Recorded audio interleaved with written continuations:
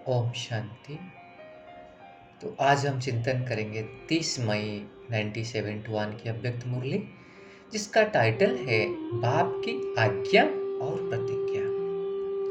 इस मुरली में बाबा ने हमको दो चीज के ऊपर विशेष अटेंशन दिलवाया है। एक है स्मृति और दूसरा है मनन।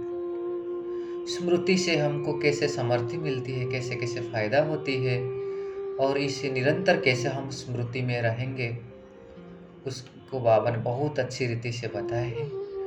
और साथ साथ मनन, हमारा ब्राह्मण जीवन का जो सबसे बहुत इम्पोर्टेंट चीज़ है मनन, और मनन करने से कैसे फायदा होता है। और साथ साथ हम सब ब्राह्मण आत्मा का इस संगम युग जग जो श्रेष्ठ वर्षा अतीन्द्रिय सुख, वो कैसे सदाकाल प्राप्त होगा, वो भी बाबा ने बताया है। तो बाबा ने महावाक्य का शुरुआत हम बच्चों को एक होमवर्क दे करके प्रश्न पूछ करके स्टार्ट किए हैं कि बच्चे, ऐसे कौन सी महावाक्य है जिसमें बाबा की आज्ञा भी है और प्रतिज्ञा भी है। तो बाबा कहते बहुत लंबा लिस्ट है जो बाबा ने हमको होमवर्क के रूप में दिए हैं, और उसमें से बाबा से जो सबसे सुंदर महावाक्य, एक महावाक्य एग्जाम्पल के रूप में हमको बता रहे हैं कि एक कदम हम उठाएंगे तो बाप दादा 1000 कदम आगे उठाएंगे। तो उसमें क्या हुआ, आज्ञा क्या हुआ कि हमको एक कदम उठाना है, आगे बढ़ाना है, और प्रतिज्ञा क्या हुआ, 1000 कदम बाप उठाएंगे। तो इसमें बाबा कहते हैं कि अगर आज्ञा को पालन करने से बाप की जो प्रतिज्ञा है उसी से सहज रीति हम अपने को आगे बढ़ा सकेंगे, क्योंकि फिर प्रतिज्ञा क्या करता है, मदद का रूप ले लेता है। तो इसमें दो चीजें हैं, एक तो अपने हिम्मत रखे, दूसरा बाबा की मदद मिले। तो जब दोनों मिल जाते हैं ना, वो बहुत सहज हो जाता है। बाबा कहते हैं कि ऐसे ऐसे महावाक्य को स्मृति में लानी है, क्योंकि स्मृति से ही हमको स्मृति ही हमको समर्थी बनाती है। बाबा ने एग्जाम्पल दिए राजपूत का। तो राजपूत को अपने कुल का कैसे स्मृति रहता है ना, सिर्फ उनका नाम ले ले करके उन्होंने कितना स्वयं को शक्तिशाली अनुभव करते हैं। इसलिए बाबा कहते हैं हमको भी दो स्मृति रहना चाहिए।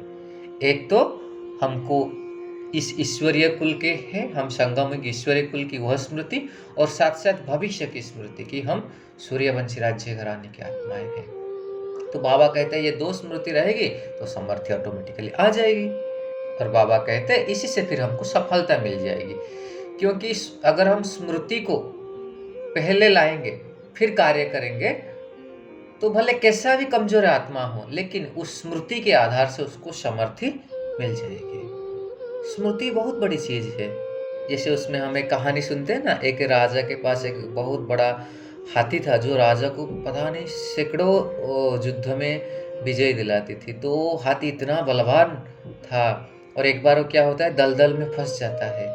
तो सारे राज्य की सब लोग लगे रहते, बहुत कुछ कोशिश करते उसको निकालने में, लेकिन निकाल नहीं पाते हैं। फिर एक बुजुर्ग आत्मा होता है, तो वो भाई जाते हैं, फिर वो क्या कहते हैं, उन्होंने बिगुल बजाते हैं। तो जैसे ही बिगुल बजाते हैं, फिर हाथी उस दलदल से, जिसके लिए सारा दिन सब लोग लगे रहे थे, नहीं आ पाए थे, फिर वो हाथी आ जाता है। मतलब जैसे वो बिगुल बजा, हाथी के मन में वो स्मृति जागने लगा कि नहीं, अभी युद्ध क्षेत्र में जाना है।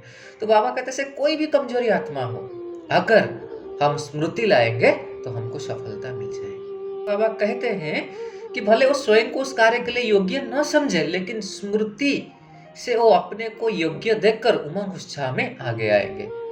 तो इसलिए बाबा कहते हैं सबसे पहले स्मृति रखो इस ईश्वरीय कुल की और भविष्य की। तो इसी से हमको क्या होगा, माया निर्बलता नहीं बना सकती है और हमको सफलता मिलेगी ही मिलेगी। बाबा ने एक सुंदर कंपैरिजन इधर बताया। बाबा कहते हैं मान लो आप स्मृति रखो कि मैं शक्ति स्वरूप हूँ, मास्टर सर्वशक्तिमान हूँ। तो ऐसे स्मृति स्वरूप रहने से हम कितना आगे बढ़ पाएंगे। अगर हम उसी टाइम यह स्मृति रखेंगे कि मैं तो पुरुषार्थी हूँ, तो कोशिश कर रही हूँ, देख रही हूँ, तो फिर वो स्मृति क्या बनाएगा, हमको कमजोर बनाएगा। इसलिए बाबा कहते हैं सदा शक्तिशाली स्मृति स्वरूप बनो, तो हमारे अंदर शक्ति ऑटोमेटिकली आ जाएगा और सफलता हमारा हुआ ही पड़ा है। इसलिए बाबा कहते हैं कि अगर स्मृति कमजोर हो तो संकल्प सिद्ध नहीं हो पाएगी, फिर कोई भी कार्य करेंगे हमको सफलता नहीं मिलेगी। लेकिन पावरफुल स्मृति होगा तो सफलता मिलेगी। फिर बाबा ने एक एग्जाम्पल दिया है, जैसे जज, उसका सारा दिन अपने जजपन की स्मृति रहती है, लेकिन जब वो विशेष जजमेंट के लिए बैठता है अपने कुर्सी पर, उसको कितना पावरफुल स्मृति आते हैं।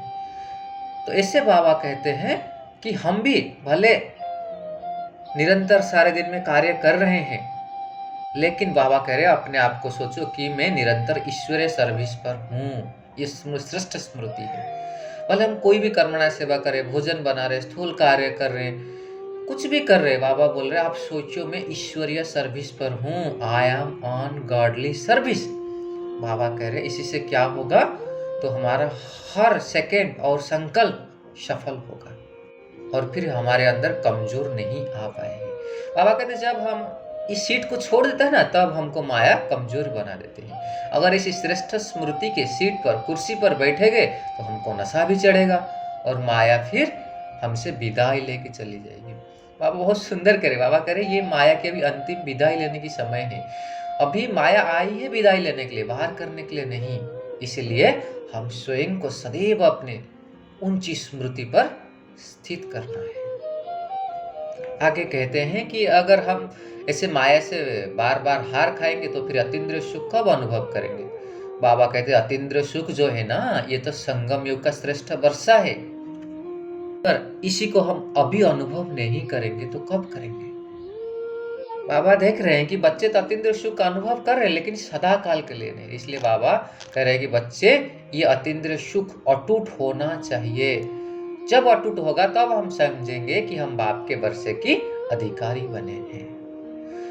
और जो अतीन्द्रिय सुख के अनुभव करते हैं वही है बाबा की बारिश बच्चे। और जो बाबा की बारिश बच्चे हैं ना, वो बाबा के आगे अपना सब कुछ विल कर देते हैं और इसलिए बाबा उनको रिटर्न में सारे विल पावर दे देता है। इसलिए बाबा कह रहे हैं कि अगर हमारे अंदर विल पावर नहीं है तो इसलिए हम चेक करेंगे कि हम पूरे विल के अधिकारी नहीं बने हैं, मतलब हम बाबा को अपना सब कुछ विल नहीं किए हैं। फिर बाबा कह रहे हैं कि बाप की जो प्रॉपर्टी है उसी को अपना बनाने का क्या साधन है। इसलिए बाबा कह रहे हैं एक चीज, उसके लिए हमको सच्ची दिल चाहिए। इसलिए गायन है ना, सच्ची दिल पर साहेब राजी। तो बाबा कह रहे अगर हमारे पास जितना रहेगा फिर हम दूसरे को दान कर सकते हैं, लेकिन बाबा कह सबसे पहले अपने को जमा करना है, अपने खजाना को बढ़ाना है। तो इसलिए बाबा क्या तरीका बता रहे हैं, बाबा कह रहे जो भी खजाना मिलता है ना उसी को हम अंदर समाना है। कैसे समाएंगे, उसका मनन करेंगे।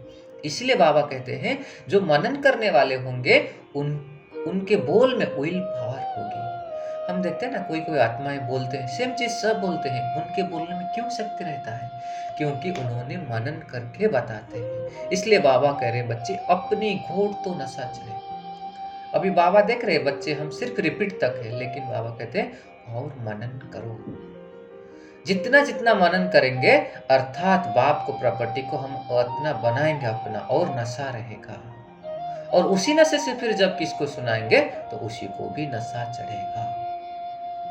नहीं तो क्या होता है, सिर्फ भक्त बन करके हमारे महिमा करके चले जाते हैं और उनके अंदर बल नहीं भरता, शक्ति नहीं भरता।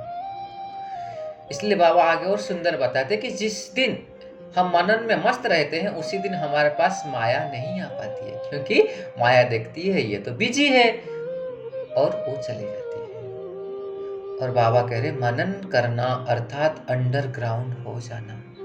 अंडरग्राउंड माना अंतर्मुखी।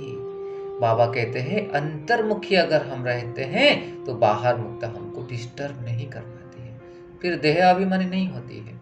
इसलिए बाबा कहते हैं मनन करना है अर्थात अंतर्मुखी रहना है, तो देह अभिमान के सीट से हम स्वतः परे हो जाएंगे और माया आकर के लौट के चली जाएगी, क्योंकि हम अंतर्मुखी यानी अंडरग्राउंड है। और बाबा कहते हैं यही है हमारे लिए सेफ्टी का साधन, यही अंतर्मुखी। ये थी आज की बाबा की प्यारी समझानी। अच्छा, ओम शांति।